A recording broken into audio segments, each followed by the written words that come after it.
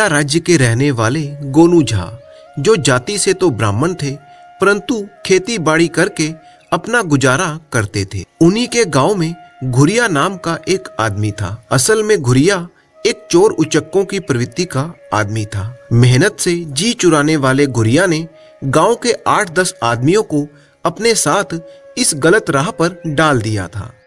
कई प्रकार की बुरी आदतों का शिकार यह दल चोरी करने में बड़ा ही माहिर था।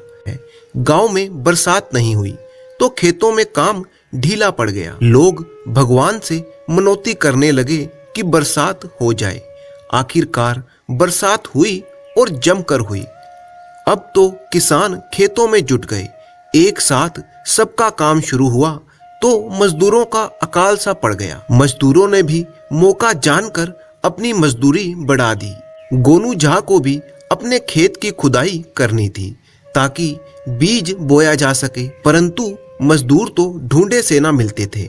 जो मिलते थे वह इतना अधिक पैसा मांगते कि चुप रह जाना पड़ता। गोनू झा भी परेशान थे कि कैसे खेत की खुदाई की जाए। बारिश के कारण जमीन में तो अभी नमी थी। नमी जाने के बाद मुश्किल बढ़ जाएगी। आखिरकार उन्होंने दिमाग का इस्तेमाल करने का विचार किया और जल्दी से अपने मित्र फेरन मिश्र के पास पहुंचे।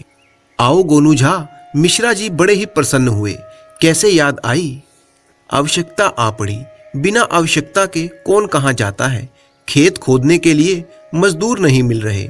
गोनू झा ने कहा, अब भाई हमसे तो कुदाल चलाई नहीं जाएगी, वरना हम जरूर चलते। आप बस एक छोटा सा काम कर दीजिए। आदेश करो। बस एक अफवाह फैला दीजिए कि गोनू झा की कुंडली के अनुसार उसे शीघ्र ही कोई गड़ा हुआ खजाना मिलने वाला है। उससे क्या होगा?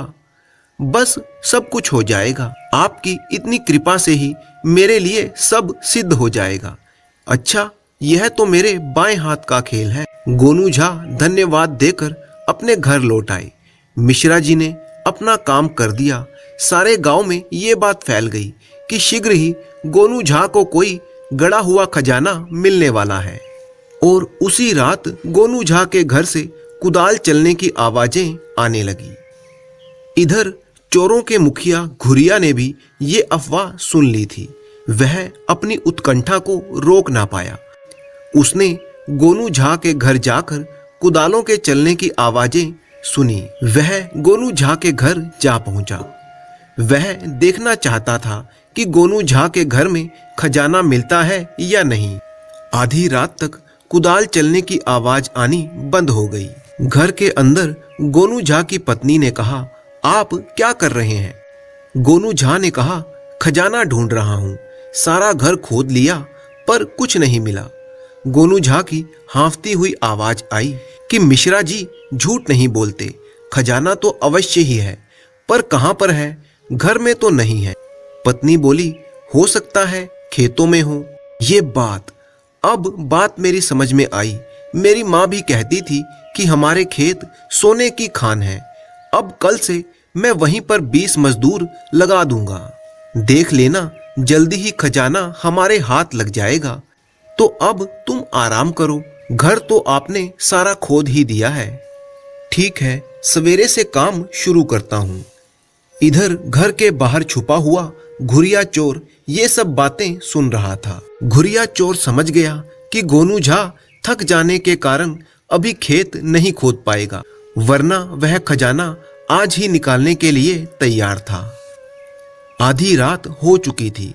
घुरिया सीधा अपने मित्रों के पास पहुंचा और उन्हें जगाया और बोला, आज बड़े माल की खबर है और तुम सो रहे हो। गोनू झा खजाना खोद रहा था।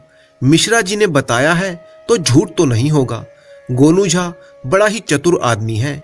वह आज अपने घर को खोद रहा है। बिना किसी कारण के तो वह घर को खोदने वाला नहीं था। यह बात है, वह बड़ा होशियार आदमी है। उसे घर में खजाना नहीं मिला।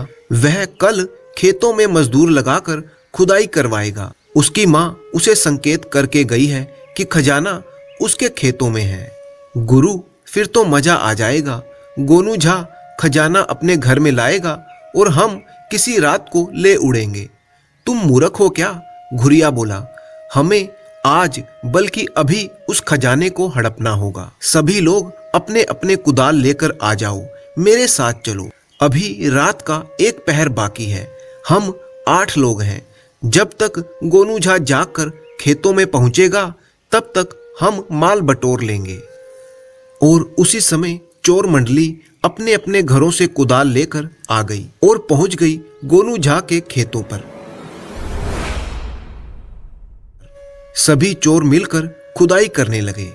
एक ने कहा तू यहां खोद, तो दूसरे ने कहा तू वहां खोद। पांव फटने तक गोनू झा का सारा खेत खुदा पड़ा था। चोर मंडली इतनी मेहनत करके पस्त हो चुकी थी। एक चोर ने कहा गुरु कुछ भी हाथ नहीं लगा।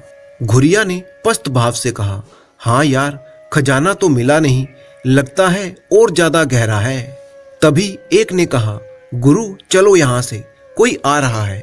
घुरिया ने देखा गांव की तरफ से कोई आ रहा था। वह गोनू झा ही होगा, चैन से सोया ना होगा। भागो सब यहां से। थके हारे चोर सब भाग लिए।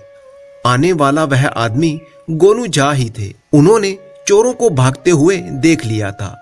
गोनू झा मुस्कुराए। वह खेतों पर पहुंचे तो देखा कि उनकी तरकीब काम कर गई। खेत बिजाई के लिए तैयार हो गया था। उन्होंने घर जाकर अपनी पत्नी को सारा किस्सा कह सुनाया तो वह हंस हंस कर लोटपोट हो गई कि उसके पति ने मुफ्त के मजदूरों से कैसे काम करा लिया था। असल में खेतों में कोई खजाना नहीं दबा था। गोनू झा ने जानबूझकर ये अफवाह फैलाकर अपना काम